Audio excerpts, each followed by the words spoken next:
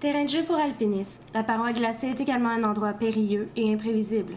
À Charlevoix, la pomme d'or fut mortelle pour Philippe Hénaudi, grimpeur expérimenté de 28 ans, rappelant que l'escalade peut être un sport dangereux. Ce qui fait que le sport de glace est encore plus dangereux, c'est que souvent les personnes, pour pas s'épuiser à installer des vis, des protections, ils vont prendre plus de risques. L'apprentissage même de l'escalade de glace diffère de l'escalade de rocher. Bien, c'est sûr qu'en escalade de glace, un alpiniste, là, il y a toujours le facteur naturel là, qui est peu contrôlable, là, les risques d'avalanche, etc. Là, pour pallier aux aléas de la nature, l'équipement joue souvent un grand rôle. Une vis, il ne faut pas la laisser plus qu'une heure parce que comme il y a le soleil qui va frapper dedans, ça va... Après, au bout d'une heure, là, une fois que vous l'avez rentrée, elle est très très solide, OK?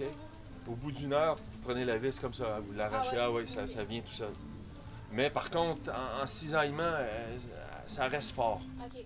Mais malgré le bon équipement, une chute est toujours possible. Les gens pensent qu'une broche bien placée, c'est bomb-proof. C'est vrai, mais hein, on ne connaît pas la glace. Moi, j'ai déjà eu des piliers qui se sont écroulés sous moi. J'ai eu de la chance, mais...